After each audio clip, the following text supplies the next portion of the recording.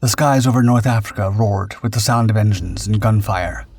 One pilot stood out among the chaos, an elusive ace whose very existence would become a wartime enigma.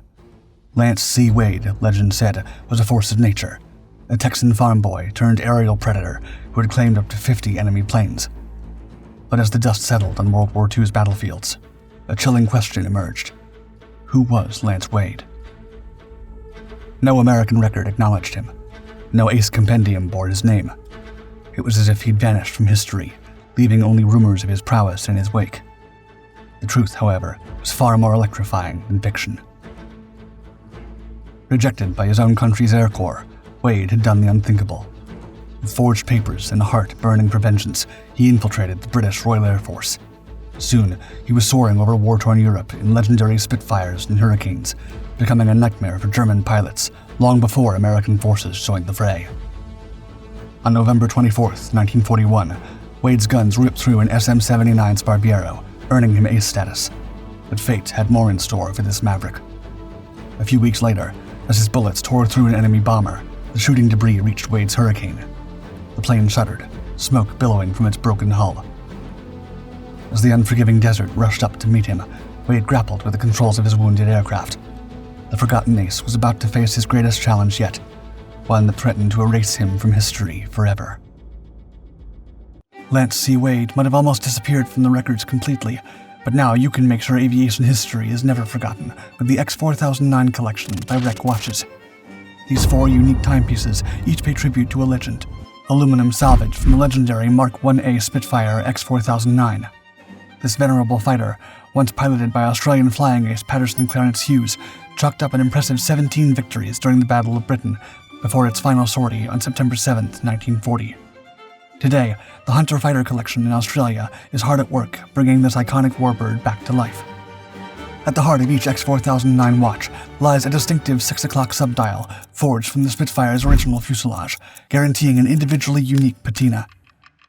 Drawing inspiration from the renowned Dirty Dozen timepieces and the sleek line of the X4009 itself, these limited edition watches boast crisp Arabic numerals, high visibility lume, and subtle aviation-inspired touches. More than a mere accessory, an X4009 watch represents your contribution to preserving the legacy of the Spitfire and the men who flew it. With every purchase, you're fueling the restoration of this remarkable aircraft, as Rec Watches channels a portion of each sale into the HFC Restoration Fund. Make your way to the Rec Watches e-store today at recwatches.com and pre-order your X4009 watch with a 25% discount to be delivered in October 2024. Embrace this rare chance to wear a real-life slice of World War II history. As the RAF reeled from brutal casualties in the Battle of Britain, it turned to American aviators to reinforce its depleted squadrons. Many young Americans were drawn to the conflict despite the United States' official neutrality. One such volunteer was L.C. Wade, a determined young man hailing from the rugged farmlands of East Texas. Born into the crushing poverty of the Depression era, Wade's upbringing was a tale of toil and tenacity. He labored in the fields daily after school in a small farming community. Yet whenever an airplane soared overhead, Wade would halt his work, gaze skyward, and declare, quote, "Someday I will fly." As the specter of war loomed over Europe in the late 1930s, Wade pursued his passion, earning a pilot's license and logging 80 hours of flight time. Armed with his license, he attempted to join the U.S. Army Air Corps, only to be rebuffed due to his lack of formal education. Unfazed, Wade set his sights on the RAF. With Britain now actively recruiting, Wade saw his second chance. Whether he flew for the British or the Americans mattered little. His goal was clear: to bring down German planes. He feared rejection yet again, but was determined to seize this opportunity. Britain's recruitment drive ultimately enlisted 240 American pilots, many of whom joined the ranks of Numbers 71, 121, and 133rd Eagle Squadrons. These squadrons, composed entirely of American volunteers, wreaked havoc on Axis forces, destroying 7,312 enemy aircraft and earning 12 Distinguished Flying Crosses and 1 Distinguished Service Order. Wade crafted a fictitious resume, claiming he had learned to fly at 16 when he and his friends purchased a plane, and a World War I veteran taught them. He also fabricated a story about his father being a World War I ace. In December 1940, the RAF accepted him. there was just one final twist. Wade was officially registered only as L.C. Wade, just initials. The British, however, insisted on a full name. Thus, he became Lance Cleo Wade. Now, with a new name and a burning resolve, Wade was ready to take the skies of Europe by storm.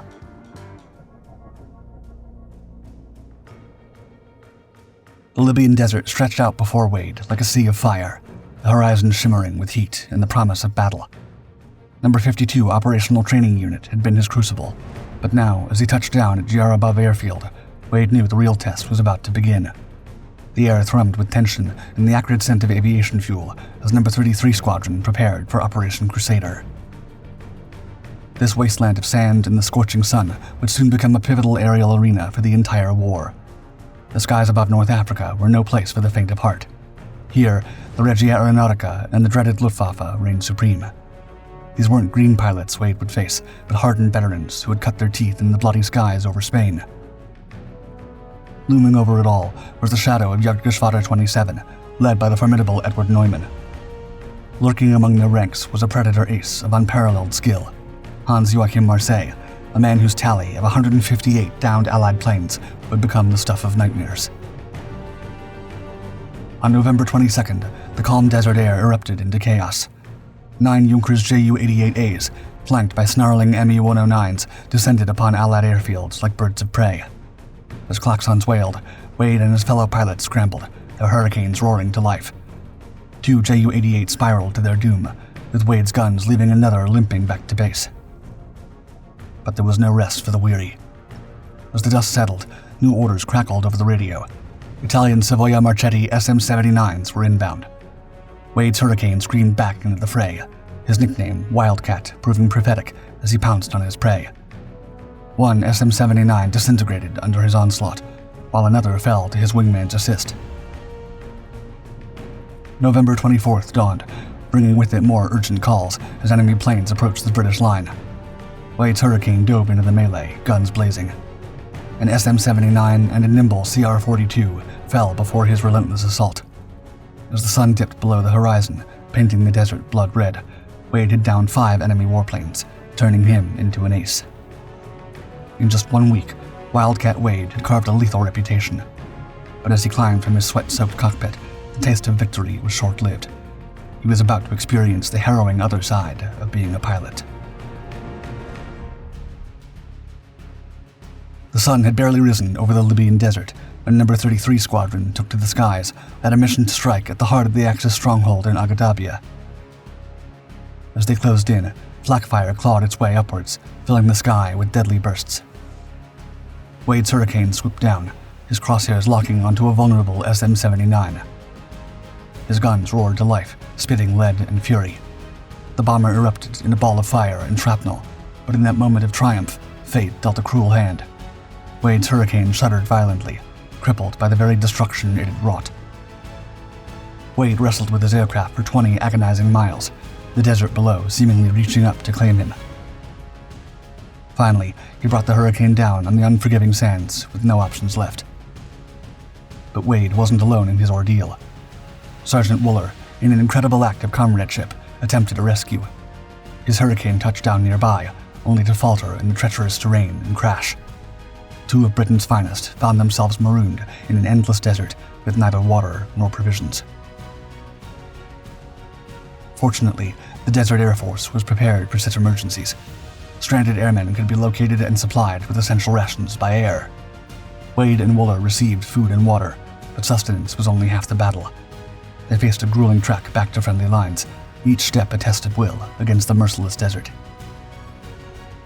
Their return was marked by relief and induction into the exclusive Late Arrivals Club. The patch now adorned their flight suits.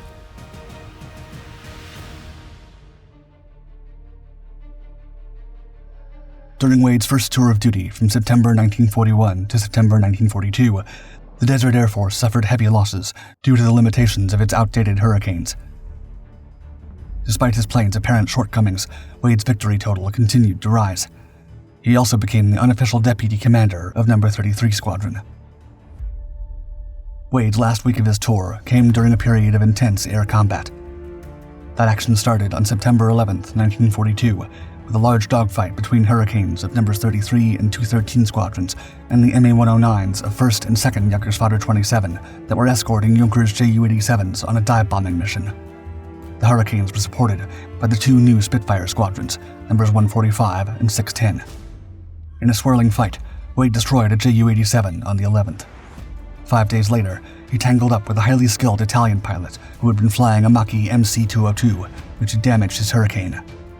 This was the first time an enemy pilot had hit Wade's fighter in a year of air combat, and he conceded that the enemy pilot was good. As his tour came to an end, Wade was sent home for a well-deserved rest. His score then stood at 15 confirmed victories. The Texan RAF pilot's exploits had been widely reported in U.S. newspapers, and now the American press corps clamored to meet the man who had become a high-scoring ace and also been invited to tea with Britain's royal family. Upon his arrival in New York, he held a press conference at Rockefeller Center and was featured in the October 14, 1942 issue of the New York Times. During his time at home, Wade spoke to his brother Orrin about some of his experiences in the Desert War. He claimed to have shot many more enemy planes on critical occasions where he was separated from his unit, but with no witnesses around, they would never be counted. Some accounts claim the actual number of victories could be as high as 50. He also told his brother that Axis pilots seemed to identify the design in his warplane, a fighting rooster standing over an American flag, and they avoided him. Wade eventually returned to North Africa to take command of No. 145 Squadron, which was equipped with Spitfire Mark 5Bs. By the time he joined the squadron in January 1943, he'd been awarded the Distinguished Flying Cross and a bar. His new unit was made up of pilots of many nationalities: Britons, New Zealanders, Argentines, Trinidadians, Canadians, South Africans, and Australians. Under Wade's leadership, the squadron developed into a highly successful combat unit. By March 1943, No. 145 Squadron had become highly effective, accounting for 1/3 of all enemy aircraft destroyed by RAF units in the Mediterranean theater. The air war shifted as enemy planes became more scarce. Squadron leader Wade personally downed 4 ME-109s and was awarded a second bar to his Distinguished Flying Cross. In September 1943, No. 145 Squadron backed the invasion of Italy, and Lance Wade saw some intense aerial combat. On November 3rd, while patrolling the front lines with his wingman, Wade stumbled upon a swarm of FW-190s. With no backup responding to his calls, Wade and his wingman charged headfirst into the fray. In a blistering dogfight, Wade's cannon fire tore through one FW-190, sending it spiraling down, and he managed to damage 2 more before escaping. Though he was officially credited with 3 damaged enemies, the Luftwaffe later confirmed Sergeant Georg Waltz's demise by Spitfires near Termoli. As Wade's second tour wrapped up, Air Vice Marshal Harry Broadhurst recognized him as the most successful commander of No. 145 Squadron in both World Wars. Wade, a former mule skinner and farmhand from Texas, had skyrocketed to become the leading ace in his theater. Despite offers of higher rank and pay from the United States Army Air Forces after his first tour, Wade stayed with the squadron, citing loyalty to his comrades. Besides, the USAAF had rejected him first. Promoted to wing commander and lieutenant colonel, Wade joined Broadhurst's staff. His career and personal life were on the upswing. He was even engaged to a young British woman. But tragedy struck on January 12, 1944. After visiting his old squadron at Foggia, Italy, Wade's Auster light bomber crashed on takeoff, ending his life instantly. One of his friends, convinced the plane had been sabotaged, visited Wade's family. However, the exact cause of the crash remains a mystery due to classified RAF records. Shortly after, Wade was posthumously awarded the Distinguished Service Order. Wade was laid to rest near his boyhood farm in Reclaw, Texas. As the years passed, the once famous war hero faded from public memory. Flying for Britain left few records of his exploits in the U.S., turning Wade into the forgotten ace of World War II. With the X4009 collection from Wreck Watches, you can ensure the memory of the great military aviators of the past is never erased. Head to wreckwatches.com today and take advantage of the fantastic 25% discount when you pre-order your X4009 watch. Don't miss this incredible opportunity to acquire your very own piece of wartime legend.